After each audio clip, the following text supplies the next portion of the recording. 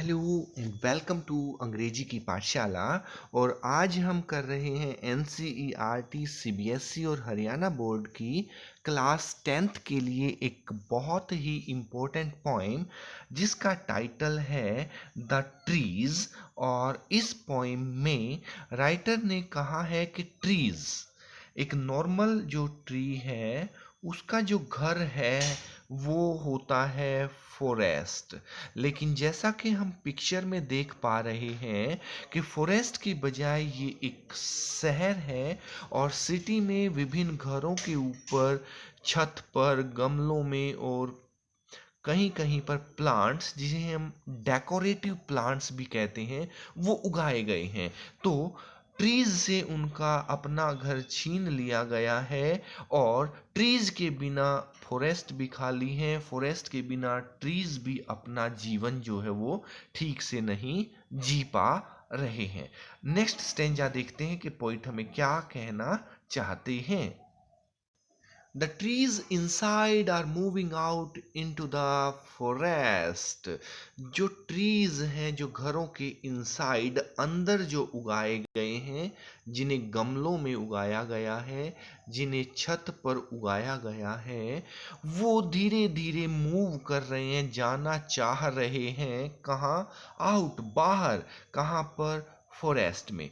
और जैसा कि हमने इस वीडियो की इंट्रोडक्शन में बात की थी कि जो ट्रीज है ये पोएम जो है वो एड्रिन रिच, ए रिच के द्वारा लिखी गई है जो अमेरिका से हैं और एक विमेन है। तो वो इस पोएम में ट्रीज के माध्यम से एक विमेन साइकी, एक औरत के मन की बात को कि वो भी घरों से बाहर घूमना चाहती हैं, मूव आउट करना चाहती हैं, क्योंकि इस वर्ल्ड में हाफ पॉपुलेशन, आधी आबादी जो है वो कवर की गई है लेडीज़ के बारे में। तो दुनिया में ऐसा कोई भी काम नहीं है जो वो नहीं कर सकती। Kalpana Chawla, Serena Williams, 9th में आपने एक लेसन भी पढ़ा होगा रीचिंग द टॉप, जिसमें संतोष यादव एक पर्वतारोहण के एक्सपीडिशन में भाग लेती हैं। और मारिया शारापोवा भी हैं जो कि टेनिस के खेल में बहुत ऊंचाइयां जो हैं वो प्राप्त करती हैं, बहुत अच्छा खेलती हैं। The forest that was empty all these days. और इन पेड़ों के बिना ये फॉरेस्ट, ये समाज जो है वो भी खाली खाली सा, एम्प्टी, खोखला जो है वो महसूस होने लगेगा। इसीलिए पोइटेस ने कहा भी है कि can there be a forest without trees. Trees के बिना तो किसी फॉरेस्ट की कल्पना भी नहीं की जा सकती। Where are the trees in this poem? ये हम क्वेश्चन जो है इनका आंसर हम ढूंढने की कोशिश करेंगे कि ये पेड़ हैं कहाँ। और इसका आंसर आता है इस पोएम के पहले दो अक्षर, तो इसका शीर्षक है। और तीसरे ही वर्ड में इनसाइड में हमारे सेकंड क्वेश्चन का आंसर मिल जाता है। तो आइए देखते हैं आगे पोएम में क्या कहा जा रहा है। फर्स्ट लाइन हमने कर ली थी कि the trees inside are moving out into the forest, the forest that was empty all these days. एक फॉरेस्ट जो आजकल बिल्कुल एम्प्टी था, वहाँ पर कुछ पेड़ जाने की कोशिश कर रहे हैं और उस खाली स्पेस को, उस एम्प्टी स्पेस को भरना चाह रहे हैं। एक जो कमी है समाज में उसको पूरा करना चाह रहे हैं, अपने हक, अपनी फ्रीडम को प्राप्त करना चाह रहे हैं। कौन है ये trees? These trees are women of our society where no bird could sit. और अगर फॉरेस्ट नहीं होगा, वहाँ पे ट्रीज नहीं होंगे, तो वो एम्प्टी हो जाएगा, खाली, जहाँ पर बर्ड्स बैठ नहीं पाएंगे। नो इंसेक्ट हाइड, कोई भी कीड़े पतंगे जो हैं, कीट हैं, वो अपने आप को हाइड नहीं कर पाएंगे, छुपा नहीं पाएंगे। नो सन बरी इट्स फीट इन शेडो। और पेड़ ही नहीं होंगे तो छाया भी नहीं होगी जिसमें सूर्य भी अपने आप को नहीं छुपा पाएगा।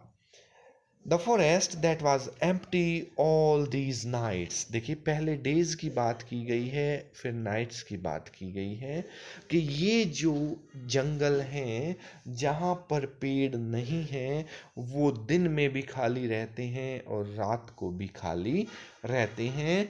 Will be full of trees by morning. और अब जब इन पेड़ों ने चलना शुरू कर दिया है जंगल की तरफ, तो सुबह तक आप देखना ये जो फॉरेस्ट है वो इन पेड़ों से भर जाएगा।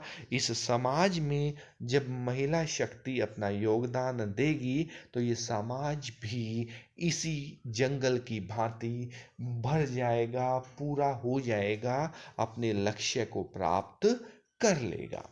अब देखिए, एक औरत की मनोव्यथा को, अपनी उसकी मन की स्थिति को किस प्रकार से बहुत ही सुंदर ढंग से सेकंड स्टेंजा में समझाया गया है। क्या कहते हैं कि all night the roots work. जो रूट्स होती हैं, जड़ें होती हैं, इन पेड़ों की जड़ें वर्कआउट, कार्य करती रहती हैं। क्या काम करती हैं? टू डिसएंगेज, एंगेज होता है अपने आप को किसी कार्य में लगाना, डिसएंगेज अपने आप को उस कार्य से अलग करने की कोशिश करना। From the cracks in the veranda floor, कि जिस फर्श में, बरामदे के जिस फर्श में इन पेड़ों को लगाया गया है वहाँ पर कहीं तो कोई क्रैक होगा, कहीं तो कोई दरार होगी। और अगर ऐसी कोई दरार दिखती है तो इन पेड़ों की जो जड़ें हैं उन दरारों के माध्यम से अपने आप को डिसएंगेज करना, अपने आप को बाहर निकालना, अपने आप को फ्री करना, अपने आप को आज़ाद करने की चेष्टा जो है वो करती रहती हैं। उसी प्रकार से जो महिलाएं जो घरों में रह जाती हैं उनके मन में भी यही स्थिति होती है कि काश वो भी घर की चार दीवारी से बाहर निकलकर समाज के निर्माण में अपना योगदान दें।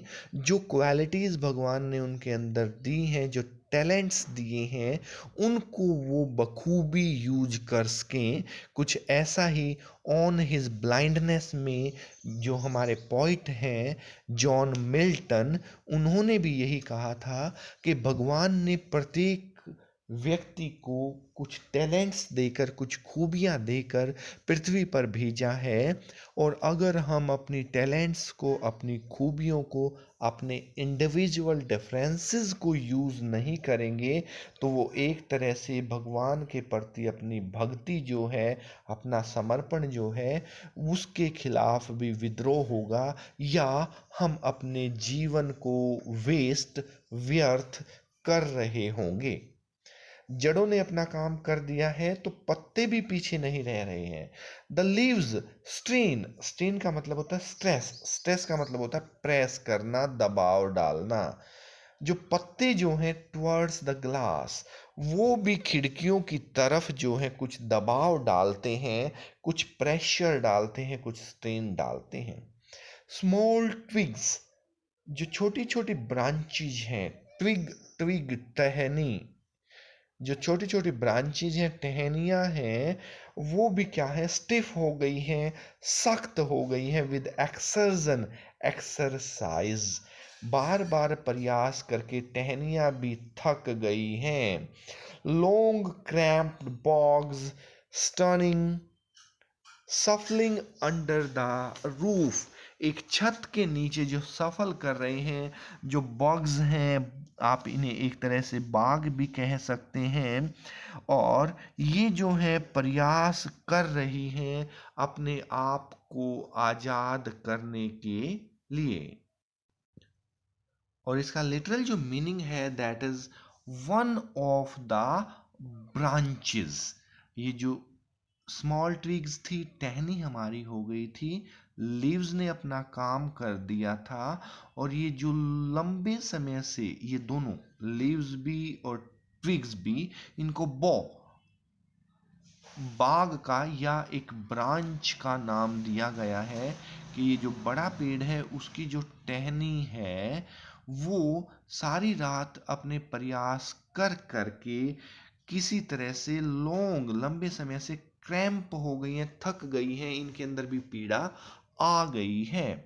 लाइक न्यूली डिस्चार्ज्ड पेशेंट, जैसे कभी आपका पैर अगर सो गया हो, खून उसमें जम गया हो, तो आप उसको जमीन पर भी नहीं रख पाते, नहीं चल पाते, या आपके पैर में चोट लगी हुई हो तो भी आप ठीक ढंग से नहीं चल पाते, ऐसे चलते हो मानो कि न्यूली नया नया डिस्चार्ज्ड पेशेंट, कोई मरीज जो अभी अभी हॉस्पिटल से जिसे छुट्टी मिली हुई हो, डिस्चार्ज हुआ हो, उसकी तरह आप लंगड़ा लंगड़ा कर धीरे धीरे चलोगे, half dazed, moving to the clinic doors, जो कि उस क्लिनिक या हॉस्पिटल के दरवाजे की तरफ चल तो रहा है लेकिन पूरा अच्छे तरीके से नहीं चल पा रहा है, और वो हाफ डेज्ड है, हाफ उसके अंदर शौक लगा हुआ है, सदमा लगा हुआ है, और आधा ही वो अपने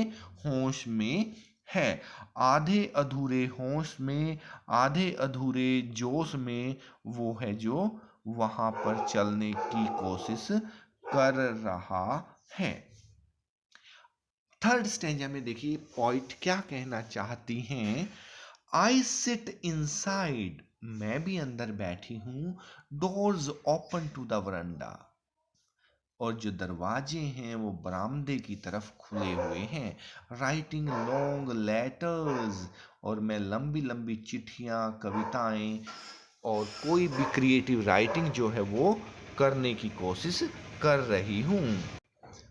इन विच आई स्कार्सली होता है हार्डली, मुश्किल से, mention the departure of forest from the house, और जो हमने पहले स्टेंजा में बात की थी कि जो घरों से जा रहे हैं और फॉरेस्ट की तरफ जा रहे हैं, इसके बारे में बमुश्किल, मुश्किल से लिख पा रही हूँ, हल्का फुल्का ही लिख पा रही हूँ।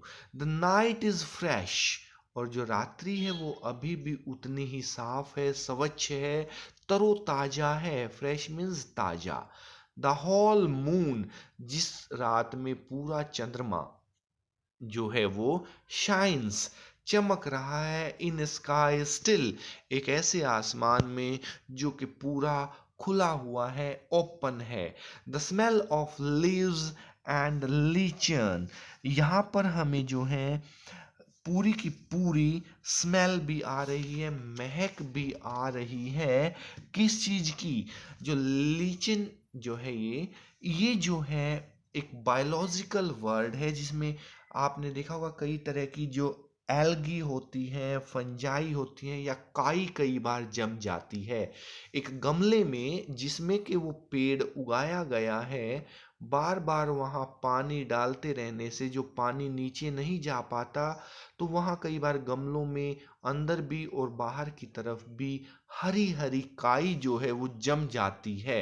तो उन पेड़ पौधों की जो महक है वो भी आ रही है, और साथ में हमें उस लाइचन की, उस जमी हुई काई की आवाज भी आ रही है। Still reaches like a voice in the rooms, और ये महक अंदर कमरों में आ रही है, मानो कि उनकी कोई आवाज हो कि अब तो हमें इस काई से, इस कैद से आजाद करा दो, हम वापस जंगल में जाना चाहते हैं, फॉरेस्ट में जाना चाहते हैं। नेक्स्ट स्टेंजा में पोइटेस कहना चाहती है कि my head is full of whispers, और उसी प्रकार से मेरे मन में, मेरे मस्तिष्क में भी बहुत सारे विस्पर, कानाफूसी चल रही है, ऐसे विचार जो हैं हिलोरे ले रहे हैं, फुल हैं, which tomorrow will be silent, लेकिन कल शायद ये चुप हो जाएंगे। Listen, the glass is breaking, अब धीरे धीरे ध्यान से इन आवाजों को सुनिए। वो जो शीशा जिसमें ये पेड़ पौधे रोक रखे हैं, वो जंजीर, वो बेड़ियां, वो शैकल्स अब ब्रेक हो रही हैं, टूट रही हैं। The trees are stumbling forward, और इन चेन्स को तोड़कर, इन जंजीरों को तोड़कर पेड़ जो हैं वो आगे बढ़ रहे हैं। इनटू द नाइट, इस रात्रि में, winds rush to meet them, और बाहर की जो हवाएं हैं वो भी जोर जोर से रश करती हैं, भागती हैं उनसे मिलने के लिए, मानो उनका आलिंगन कर रही हूँ, एक नए संसार में उनका स्वागत कर रही हूँ। The moon is broken like a mirror, और एक शीशे की तरह ही वहां पर चंद्रमा जो है वो भी टूट जाता है, क्योंकि जब हम एक टूटे हुए शीशे में से चंद्रमा को देखेंगे तो चंद्रमा जो है वो भी हमें टूटा हुआ दिखाई देता है। और यहाँ पर चंद्रमा को एक शीशे के साथ, एक दर्पण के साथ, एक खिड़की के शीशे के साथ, या कहीं हम अपने मनोभावों में अपने विचारों को, इस दुनिया की जंजीरों को तोड़ते हुए आज़ादी की तरफ बढ़ते हुए दिखाई दिया गया है। Flash now in the crown of the tallest oak. Oak जो है, ओक ट्री को एक बड़े पेड़ की तरह, लंबे पेड़ की तरह माना गया है, क्योंकि इसका साइज काफी बड़ा हो रहा है। तो वो कह रहा है कि अब ये जो शीशा, जो कमरे की खिड़की का शीशा उन पेड़ों की टहनियों के द्वारा तोड़ा गया था जब वो घर से बाहर निकल रही थी, उसके जो कंच नीचे बिखरे पड़े हैं, उनमें जब हम आसमान के चंद्रमा को देखते हैं तो वो चंद्रमा भी टूटे हुए टुकड़ों की भांति हमें दिखाई देता है। और ये एक आज़ादी की, जो एक तरह से कहेंगे तो सिंबलाइज किया गया है, उसका एक प्रतीक चिन्ह है कि किस प्रकार से अपने सारे जंजीरों को तोड़कर ये पेड़ जो है वो बाहर चले गए हैं, और अब ये सब जो हैं अपनी आज़ादी का ऐलान कर रहे हैं। So this was the poem written by Adrian Rich, who was born in Baltimore, Maryland, USA in 1929। और इनको जो है जाना जाता है बहुत सारी कविताएं लिखने के लिए, फेमिनिस्ट महिलाओं के बारे में लिखने के लिए, और ये एक रेडिकल पोइट हैं, बहुत ही सोच समझ कर लिखने वाली जो पोइट हैं। There are certain word meanings. To disengage themselves, जैसा कि हमने बात की थी, टू सेपरेट देमसेल्व्स, अपने आप को डिसएंगेज करना, अलग कर लेना। Strain, make efforts to move, strain कर रही थी, जोर डाल रही थी अपने आप को आजाद करने के लिए। Bough, branch, branch of any tree. Shuffling, moving repeatedly from one position to another, आजादी के लिए बार बार इधर उधर प्रयास कर रही थी। Lichen, crushy patches of bushy growth on trees, trunks and bare growth association of fungus and alga, जो जमी हुई हरे रंग की काई को यहाँ पर मेंशन किया गया है। That is all for today. कल फिर मिलेंगे इसी पोइम के कॉम्प्रिहेंशन पैसेज के साथ। I hope you have understood this poem. Kindly go through this video once again if there is any doubt, and you can ask your questions in the comment box. और अगर आपने channel को अभी तक subscribe नहीं किया है तो you can subscribe the channel, जिससे कि आपके पास वो बेल की घंटी आएगी, उसको दबा देंगे, टच कर देंगे तो आपके पास सभी नई वीडियोज़ पहुंचेंगी और आप उनको देख पाएंगे। That is all for today. Thank you very much.